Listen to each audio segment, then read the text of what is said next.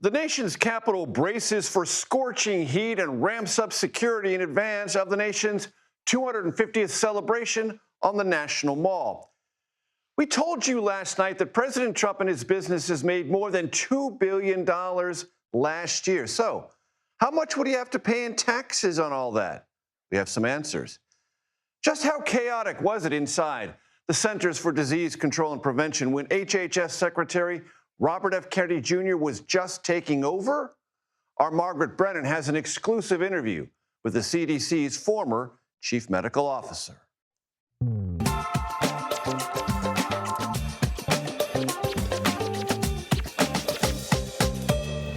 Hello, everyone. I'm Major Garrett in Washington. Welcome to the Takeout. This is our last show before Americans in cities large and small gather to honor and celebrate 250 years since we declared independence from Great Britain and fought a long, bloody war to turn that declaration into a practical, governable reality. We will get to today's news in a moment. You have my word. But a big round number like this, 250, comes around once. So with your permission, to open the show, let me offer a small, curated sampling, who curated it? Me, of thoughts in 1776 about what the struggle against King George III and the British Empire was all about. Quote, "We are in the midst of revolution, the most complete, unexpected, and remarkable of any in the history of the world." So wrote John Adams, May 10th, 1776. Quote, "The fate of unborn millions will now depend, under God, on the courage and conduct of this army. Our cruel and unrelenting enemy leaves us no choice but a brave resistance or the most abject submission. This is all we can expect. We have therefore to resolve to conquer or die." George Washington on this day, July 2nd, 1776. Also, this day, 250 years ago, the agreed-upon final line of Thomas Jefferson's Declaration of Independence, quote, "And for the support of this declaration, with a firm reliance on the protection of divine providence, we mutually pledge to each other our lives, our fortunes, and our sacred honor." And this from Thomas Paine, author in 1776 of the galvanizing pamphlet Common Sense. "The cause of America is in a great measure the cause of all mankind. Many circumstances have and will arise which are not local, but universal, and through which the principles of all lovers of mankind are affected, and in the event of which their affections are interested." Lastly, the Marquis de Lafayette, a French officer who came to the colonies at age 19 to join the fight, which he helped to personally finance. And more importantly than that, he successfully lobbied the French government to support our revolution with troops. Quote, "The happiness of America is intimately connected with the happiness of all mankind. She is destined to become the safe and venerable asylum of virtue, of honesty, of tolerance, and of peaceful liberty." A safe and venerable asylum of virtue, honesty, tolerance, and peaceful liberty. A young Frenchman, long before it was clear the colonies had a chance to win the Revolutionary War, foresaw this for America, a light for itself and the world. As we draw nearer to the 250th celebrations here in the nation's capital, there are weather and security considerations. We start with those security considerations and our Nicole Skanga. Nicole, take it from there. Yeah, Major, Washington is preparing for one of its most heavily secured 4th of July. And for the first time in our nation's history, 250 years, it's being deemed a national special security event. Well, why should we care about that? Because it's going to cost taxpayer dollars, and also because it says something about the security environment and how much law enforcement is actually going to be on the ground, Major. 5,000 National Guard troops, in addition to 44 different law enforcement agencies who have been sworn in by the U.S. Marshals to help secure the Capitol. We're going to see a shutdown from 15th Street to the river, plus, of course, a no-drone zone, and even flights stopped on July 4th. On the waterways, you have 24/7 maritime patrols by the U.S. Coast Guard who have been pulling personnel from as north as Cape Cod and as south as New Orleans. On top of all of that, we spoke with the U.S. Secret Service, which is taking a lead on all of this. Take a listen to our conversation with Tara McLeish. She's the special agent in charge. The Secret Service is hyper-focused on managing and mitigating any risk to public safety, and that this event especially is properly resourced with our collaborative effort from state and local officials and all of the hundreds of professionals who've been working on the planning. And this is interesting. Major McLeish also told us that we should, of course, see uniformed personnel, but there are many officers in plain clothes who will be blended in on the National Mall. And in the case of a major security incident, I asked, how would you evacuate the National Mall? And I was told that there are Secret Service agents and officers who are strategically positioned around the miles of fencing in Washington, D.C., and will pull it apart to create egresses should they need to evacuate the space. Visible security all around the nation's capital. Nicole Skanga, thank you very much. Thank you. Ambassador Monica Crowley joins me now. She serves as the U.S. Chief of Protocol, and the administration's representative to Freedom 250. Monica, it's great to have you here. Great to see you, Major. So, do we need all that security? It feels a little intimidating. Well, we do live in an era where there are very serious security threats to the president and to the general public, and this is a wide gathering of people. We're expecting perhaps upwards of 1 million people to descend on Washington, D.C. on July 4th and tomorrow, of course, and the day after to celebrate America's 250th birthday. We have been planning this in the Trump administration for well over a year and a half, and the safety and security of all of the guests who are arriving to celebrate America's birthday is absolutely paramount. So as Nicole mentioned, we do have the Secret Service. They have been taking the lead, but we've also been working with the Department of Homeland Security, the Interior Department, the Park Police, the Washington Metro Police, other law enforcement agencies to make sure that everybody who arrives here can have the safest and most exciting celebration. Tell me about the calculations you will need to make about weather, because today there was supposed to be an evening concert preview, a rehearsal, but that was canceled because it's just too hot. Yeah, there is a heat emergency in Washington, D.C. that is expected to last throughout the weekend. So we are very concerned about the guests, heat exposure, et cetera. So we will have areas to cool down. We will be giving out water. There'll be cooling zones. Yes, absolutely. And we'll be giving out water, et cetera, for all of our guests. But we want to make sure that everybody is checking in with themselves in this heat. And if they feel uncomfortable in any way, to please exit. There'll be people there to help you leave if you're feeling uncomfortable. But we want to make sure that everybody who arrives is going to have the best time because, like you said, this is a once-in-a-lifetime or sometimes twice in a lifetime. I won't ask for any hands here, but some people may remember 1976 as well. And what we're trying to do here is very similar to 1976, the bicentennial, because you'll recall, Major, that after Watergate, after the war in Vietnam, this country was ripped apart with very deep divisions. Yeah. And we face similar divisions today. The contexts are different, but this country really is quite divided. And so 1976, that celebration of our bicentennial really went very far to help bring the country together and unite the country. We are trying to recreate that this time around and give the American people real opportunity to unite around shared patriotism, celebrating our exceptional history and our God-given freedoms. Let me ask you about that, because according to a survey that we just recently did, 47% told us that to their way of thinking, America's best days are in its past, 41% in its future. What would you say to the 47%? That's a bit of a disturbing poll for me to see because Americans have always been naturally optimistic people. And aspirational. And aspirational, exactly right. We don't tear other people down or be consumed with envy or jealousy. We want to achieve what other people have achieved. And that's really been the basis of our free enterprise system and our system based on individual liberty, giving everybody in this country a path, an opportunity to achieve their own American dream, however they define define it, right? So what we are trying to do here, President Trump is working on the policy side to get the economy back on track and other things.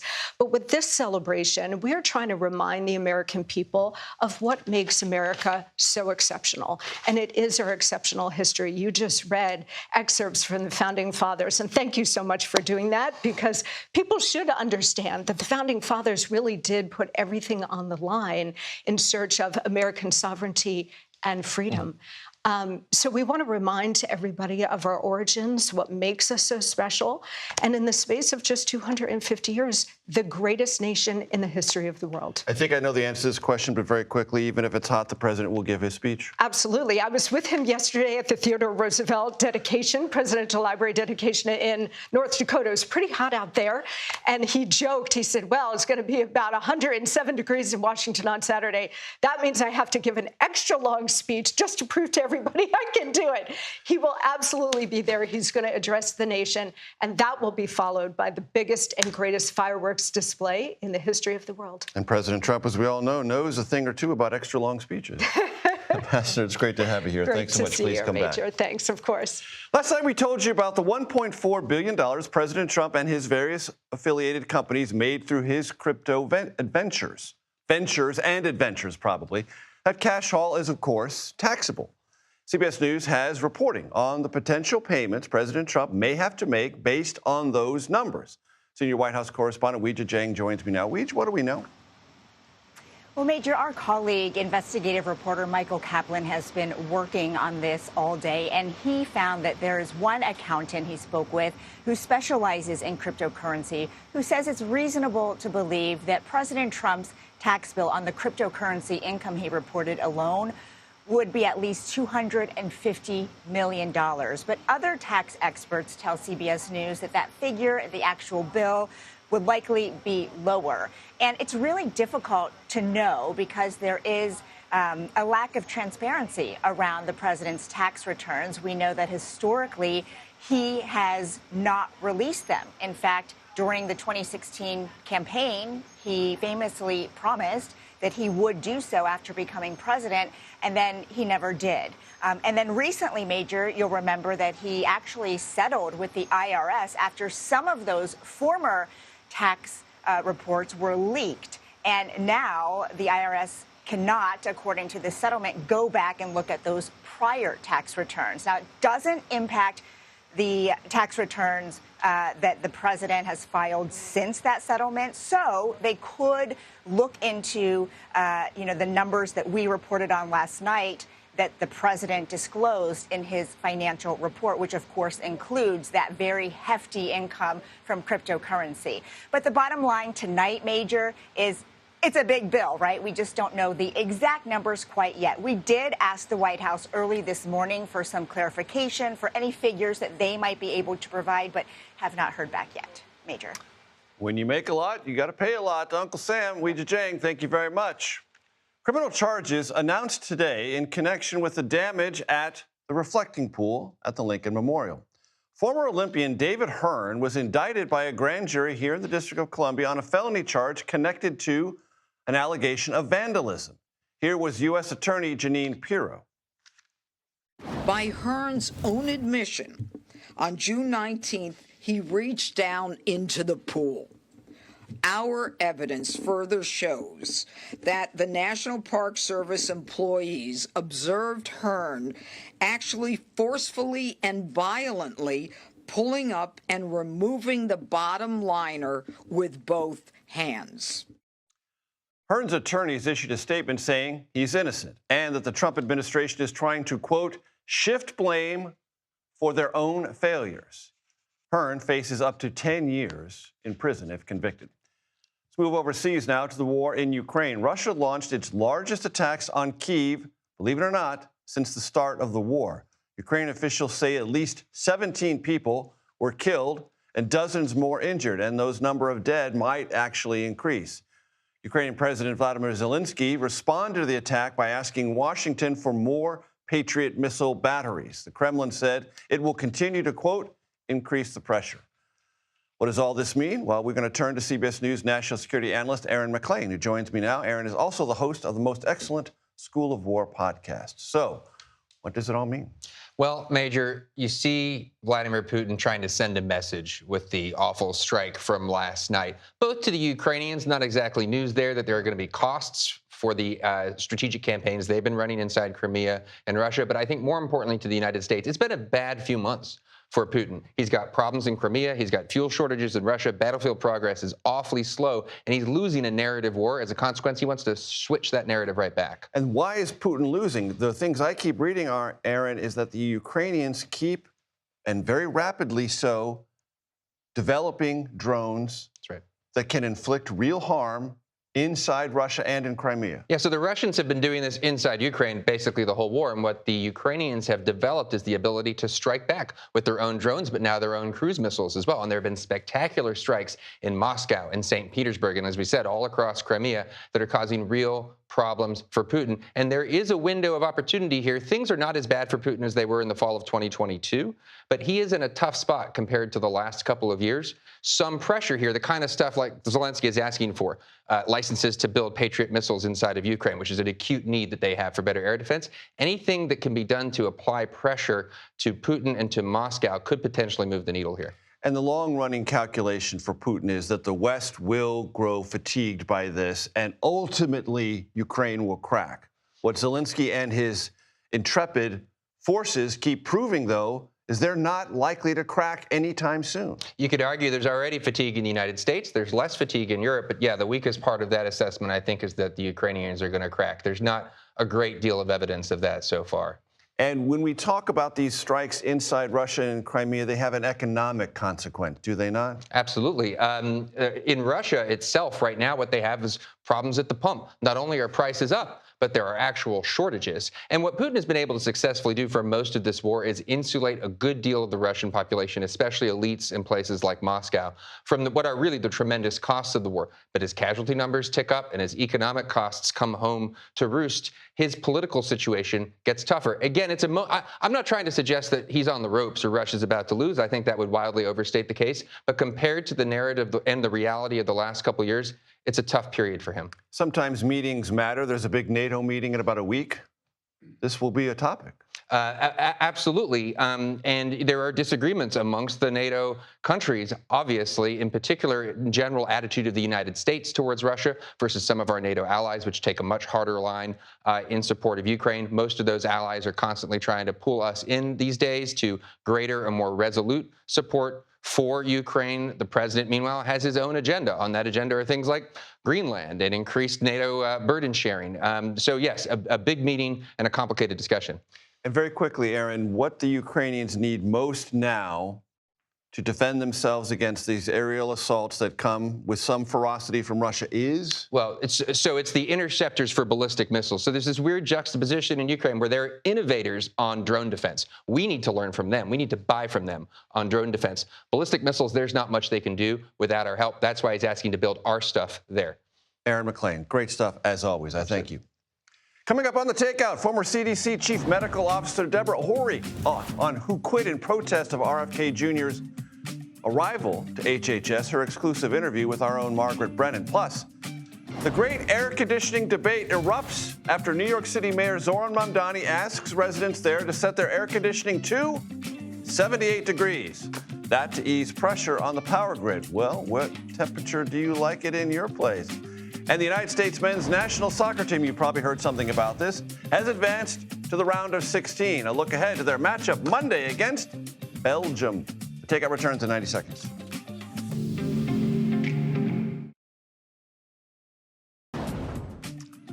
Welcome back to The Takeout. The CBS News exclusive Face the Nation moderator and chief foreign affairs correspondent Margaret Brennan spoke with former CDC chief medical doctor, Dr. Deborah Horry, who resigned in protest after HHS Secretary Robert F. Kennedy Jr. fired then CDC Director Susan Menarez, who'd been on the job for just a couple of weeks. Quite happily for me, Margaret Brennan joins me now. Margaret, what do you know? Well, Major, before we sat down with the doctor, we read through 250 pages of her emails that she had provided to the Senate Health Committee as evidence to back up her testimony to Congress. She described chaos within the agency, political interference, and conflicts of interest. Documented in these email exchanges. Documented in these emails, which she wants to now be public, and they are. You can read them online. She was the CDC's top medical official, worked at the agency 10 years or more. She had been an ER doctor, and she expected that she would be asked to brief the secretary, for example, on the ongoing measles outbreak. Okay. His office never would allow for that to happen. Another thing she pointed out to us, his office refused not just that offer, but to they didn't want to read the evidence of her requests to help give him correct talking points. She would hear him... On measles. On measles. She had heard him go on television and say things that were patently false, factually off. And this was at a time they were trying to encourage the public to take the vaccine to stop the outbreak. She said, can I please go help him with his talking points? Can I brief him? That was never taken up. And by the way, the record was never corrected publicly in terms of his false claims. She talked through a number of incidents like this in our extended interview. I want to play for you a clip of what she believes is one of the risks to public health. Take a listen. Please. Now it's April, and the country's experienced its worst measles outbreak since 2000. You're receiving a lot of messages asking for information about measles from Kennedy aides, but it was backward looking. It wasn't about the ongoing outbreak. And you wrote, active measles response has to take priority. Why did you feel you had to say that to the people running the health agency? One would think you wouldn't need to, but as we were trying to support Texas and other states, we had limited staff, as staff had been fired under DOGE, trying to respond to an active measles outbreak, and also trying to support the secretary using appropriate talking points. He would say things like, there's fetal parts in vaccines, and I sent an email to correct that and said, how can we help him? How can we make sure it's the right messaging? During all of that, we also get, requests for 15 years of data on every single measles case, and were there any, other diseases that those people had that died from measles. Same time, a former group of the secretaries put out a statement saying that some of the measles deaths weren't due to measles. So to me, it seemed like they were looking through CDC data, these requests, to answer some questions from other organizations or potentially promote their beliefs. Again, not based on science or reality, but trying to answer an agenda that was already in place. Which organizations? It was the Children's Health Defense. That's where RFK worked. That was his... Yes. He was a leader of that organization. And sued some of the vaccine makers, as I recall. In the email exchange, it stood out that you seem to be using very diplomatic language, very careful language, but you're offering to help the secretary. You said, can I help him with his talking points? Why were you so concerned? It impacts lives. When you look at him talking about misinformation on measles vaccines, people are going to be less likely to get the measles vaccine in an active outbreak. We had children being hospitalized. We had children dying from measles. We needed people to respond during a measles outbreak and get vaccinated if they weren't. Instead, he talked about healers and treatments around like steroids and antibiotics and even vitamin A. We actually saw vitamin A toxicity cases in hospitals. People were taking too much vitamin A because there had been messaging that it was helpful for measles. Once you have it, not as preventative. Correct. Once you have it, and then limited amounts, and with a doctor's oversight. So you hear from her and the other 3 senior officials who resigned alongside her the frustration that science doesn't change based on who is in office. And so for these medical professionals, they were frustrated that people who weren't doctors, who didn't have medical degrees, were the ones advising the secretary rather than the physicians themselves. So the emails that we are talking about there are part of a trove that Senator Bernie Sanders' office has made public. You can read them online.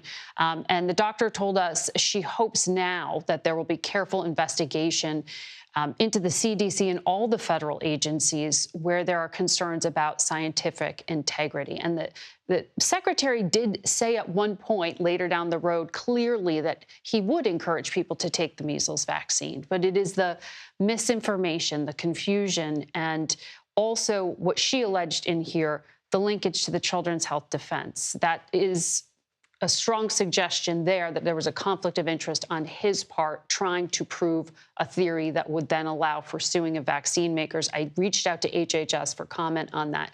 They have not responded to me. Margaret Brennan, great stuff, as always. Thank you very, very much. Michigan Senate candidate Abdul El-Sayed, a Democrat and a progressive one, has scored a high-profile endorsement. We will tell you who when we come back, and our political panel will react to that and the great air conditioning debate in New York City. You're going to want to stay tuned for that, I promise.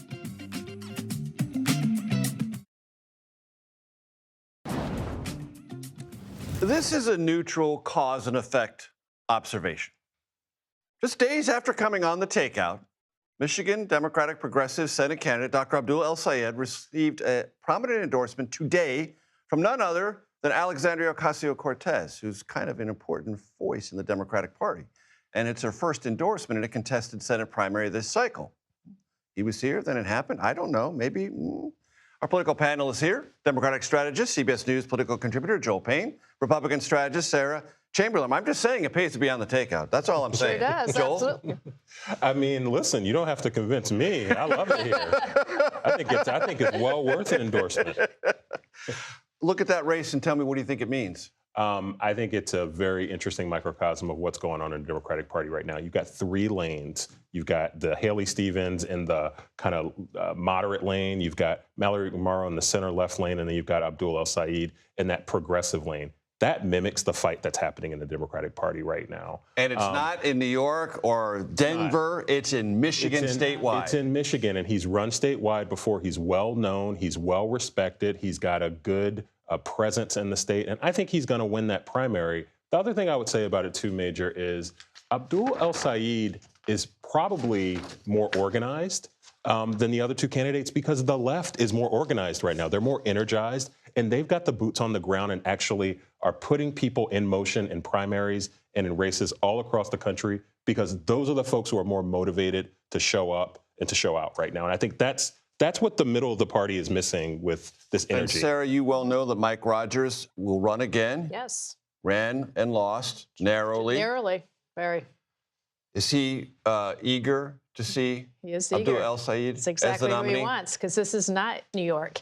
I mean, Michigan, statewide, it's going to be tough. Gives him a fighting chance. It absolutely does. And it could make sure that we ensure keeping the Senate. So we're actually pretty excited about that it. a little bit differently. I would imagine. Energy is the thing for Democrats right now. Haley Stevens is not going to energize that Democratic electorate.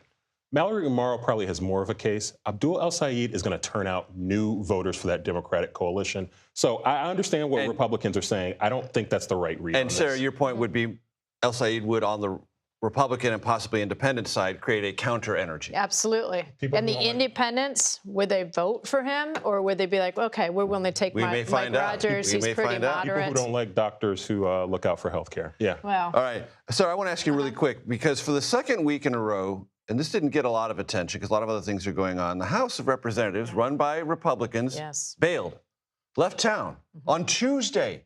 Why? Because they can't bring a single piece of legislation to the floor of the House. When a Republican majority, Sarah, cannot bring the National Defense Authorization Act to the floor of the House because of internal divisions, Houston, we have a problem. We have a huge problem. And we only have 24 days left before the election legislative days. This is a non-functional majority. Which is what Democrats could find out if they get all these socialists elected. This is your Tea Party moment. This is what this looks like. And they just can't get along. They're willing to join with the Democrats and block Republican legislation. This is a mess. Non-functional majority. It is a non-functional. All right, let's get to the debate that is going to be the remainder of our 2.5 minutes together. Zohran Mamdani, the New York City mayor, said to constituents in New York yesterday, look, we have a huge heat wave coming. How about setting your thermostat at 78? We had a call, our daily call for this show this morning, and I said that my temperature in the summer in my apartment is 76, and my team lost their mind. Lost their mind. Like, what are you doing? How can you live in an apartment that's so hot? To me, it's not that hot. What is your preferred temperature? 72. Joel. So I would say for this heat wave we're in, 72 feels appropriate. It's on 70 at home right now. I got to be honest, though.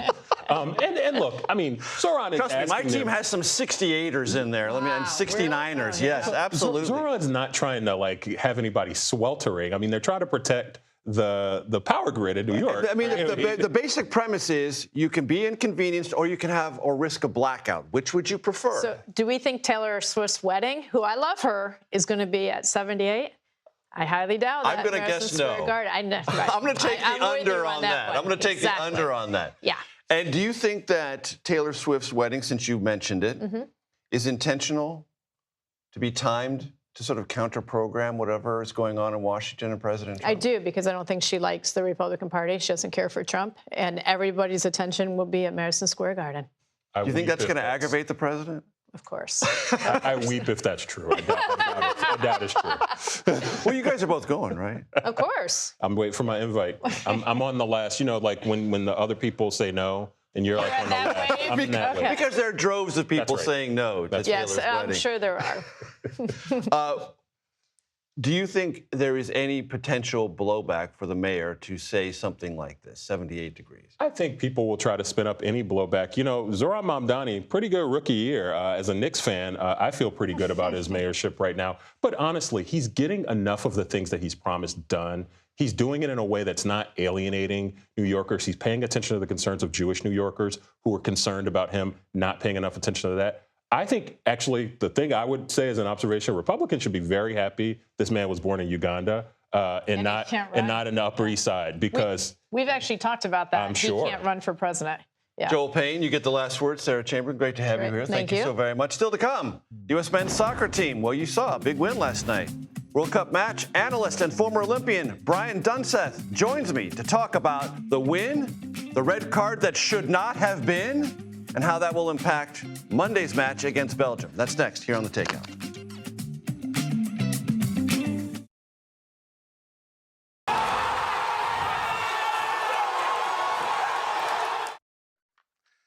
Welcome back to The Takeout. Lots of cheers. That's what happens when we score a goal. Across the country, celebrations, watch parties. All about the U.S. men's soccer team. It won its first World Cup knockout match. Now, there's an asterisk because the knockouts have been expanded in this tournament, but they did that for the first time in more than 2 decades.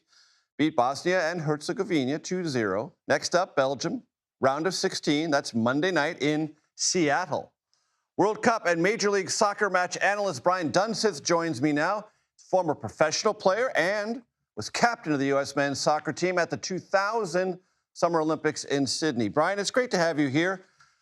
Let's just talk about the red card, okay? Let's just talk about it because it aggravates everyone and it will have a very big effect on Monday's match.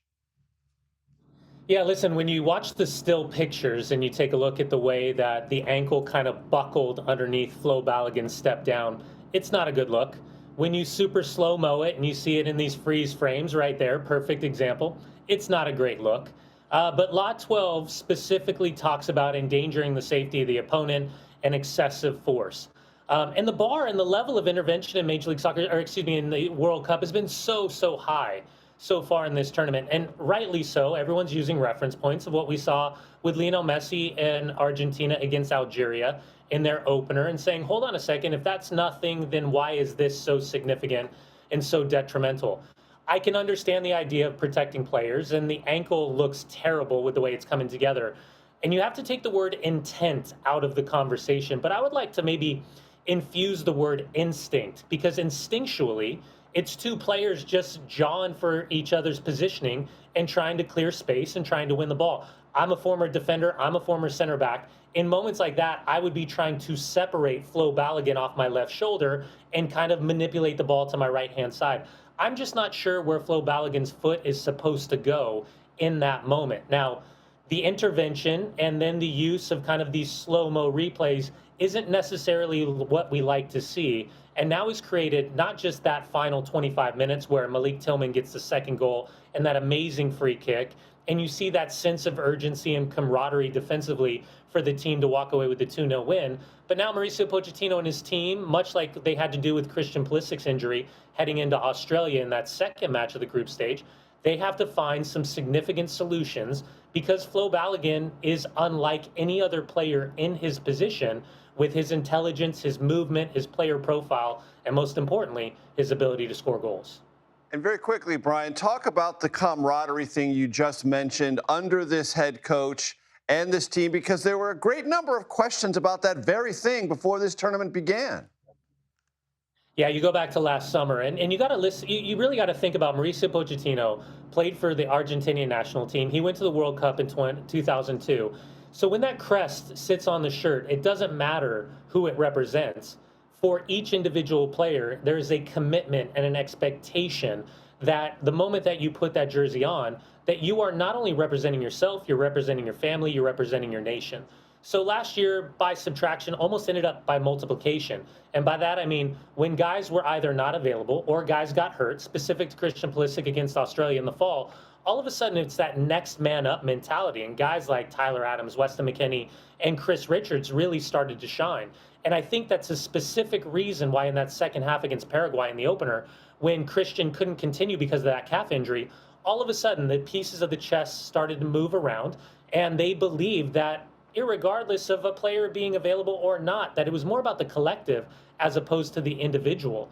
So that's what they saw, and that's now the challenge for the group, playing against an elite Belgian side that can really cut you apart in a split second if you're not paying attention. And we will be paying attention on Monday, I guarantee you that. Brian Dunseth, great stuff. I appreciate it very much. Up next, thank you. The sweet smell of success, how a McDonald's apple pie inspired one of this country's best pastry chefs. She'll join us with some of her unique and very tasty desserts. But before we go to break, our final bicentennial minute, as we will not have a show tomorrow. As I've reminded you, CBS produced 912 bicentennial minutes over 2.5 years to mark and celebrate our 200th anniversary. Tonight, we feature prominent and path-breaking members of the United States military. The first, Vice Admiral Samuel Gravely Jr., the first African-American to serve aboard a U.S. fighting vessel, the first to serve as a naval officer, the first to command a Navy ship, the first fleet commander, and the first flag officer. Gravely served in World War II, Korea, and Vietnam. He retired as Vice Admiral.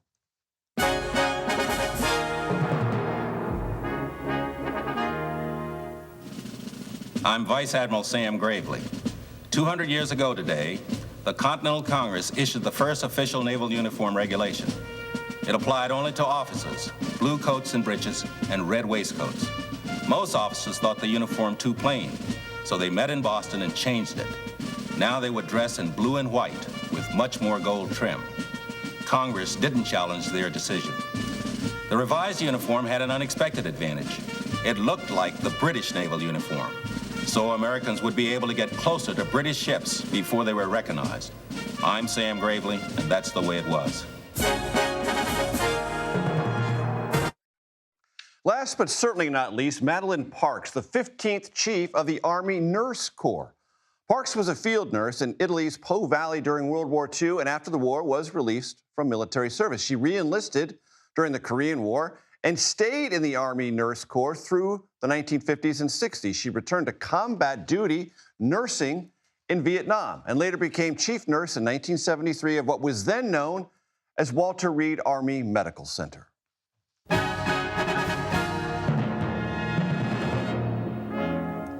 I'm Brigadier General Madeline Parks. 200 years ago today, the American Army ran this ad in the Patriot paper circulating through the towns around Boston. Wanted a number of nurses and some men as laborers as assistants to the nurses. Pay was $2 a month, but few women applied. George Washington complained. The pay allowed is by no means adequate, the consequence of which is that they are not to be got and our sick are numerous. In 1777, when Congress raised nurses' pay to $8 a month, more women volunteered. And from then on, nurses served in every war, but without real recognition. The Professional Corps of Female Nurses wasn't established by the United States Army until 1901. I'm General Madeline Parks, and that's the way it was. These historic minutes are sponsored each night by Shell.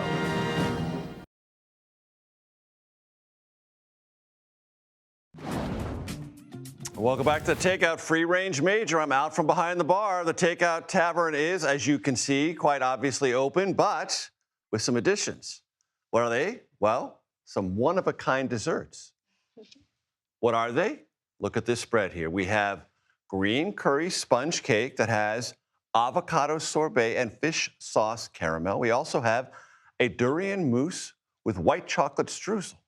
Both of these desserts have one very, very important thing in common. They are the creations of Chef Susan Bay, who just recently won the Outstanding Pastry Chef Medal at the 2026 James Beard Awards. That's like the Oscars, okay? That's what that is. That's really big. And she is the pastry chef and partner at Moon Rabbit, at a restaurant I love here in D.C., Vietnamese restaurant with Nouvelle cuisine wrapped around it. Susan, it's wonderful to have you here. Great to be here. Many, many congratulations. Thank you so much. That's a great thing. Before we get to this, we said before in the show that you were originally inspired to bake by a McDonald's apple pie. Yes. Tell me that story. This is very true. I was actually not planning to be a pastry chef. I was planning to be a grade school teacher. And, you know, at the time, my dad really loved the McDonald's apple pie. And one day, knowing nothing about baking, I wanted to recreate this for him. It was awful. It was terrible. It was a miss. It was awful. It was like mangled and terrible. Didn't look right. Didn't taste right. But you know what? He really loved it, and he just appreciated it. And I think that sparked and catapulted my. He did not discourage you. He did not. He left you with encouragement. So what is this, and what should I be mindful of as I sample? So this is our green curry sponge cake. This is one of the first desserts that we created at Moon Rabbit and kind of catapulted our dessert program. It is a sponge cake that's been infused with the aromatics of green curry, served with avocado sorbet, sour sop mousse, some fresh herbs, coconut lime jelly, and our secret ingredient that makes it all tie in together is the fish sauce caramel. It's spectacular. It is so light. Thank you. It is so refreshing. We were trying to make it taste like a green curry without it tasting like a green curry. Right, but it doesn't assault you with the curriness. No. It is just a hint of curry. This must be enormously popular on hot summer days. Yes, it is. It's our #1 selling dessert at the restaurant now. Fantastic. I will get back to that, ladies and gentlemen. I have another one to get to, okay? I got more work to do here, and I do my work here. This is our durian mousse. What's durian? Durian is often called the king of fruit in Vietnam. The king of fruit in Vietnam, okay. Very pungent. So I'm hanging out with the king? Yes. Me? No. I'm hanging out with the king and the queen, ladies and gentlemen. That's how special this job I have is. But yes, it's very prized fruit in Vietnam. Very pungent, difficult to eat for most. We've learned to temper the pungency of durian with white chocolate. Okay. Paired it with passion fruit and some fresh herbs. And in this case, dill. And what's the underneath? The pink? That is the white chocolate. White chocolate, okay. Mm-hmm. So it's not gonna hit you full force. It's gonna kind of mellow out and meld in together. And how would you describe the taste of durian? Ooh, because you're better at that than I am. It varies. Sometimes people are like, it tastes like allium, which is onion. Right. For me, when There's no onion here. Initially when I smell it, it smells like gasoline for me. But ladies and gentlemen, I'm going to tell you right now, this is not like allium or aluminum or gasoline or acetylene. When we're making it, though, it definitely perfumes the air with durian. But the final product? That's something Susan and I don't do. I do not perfume the air. But I do eat desserts, really good ones. But yes, this is definitely, these two Before we go, thank you for coming. Absolutely. Thank you for bringing these magnificent creations to the Takeout Tavern. Thanks we wish you all the best luck. Thank you. Happy Thursday, everyone. This is the Takeout. Relentlessly curious. Sometimes I need to do this. Reliably civil, occasionally clever. Day Report coming your way next.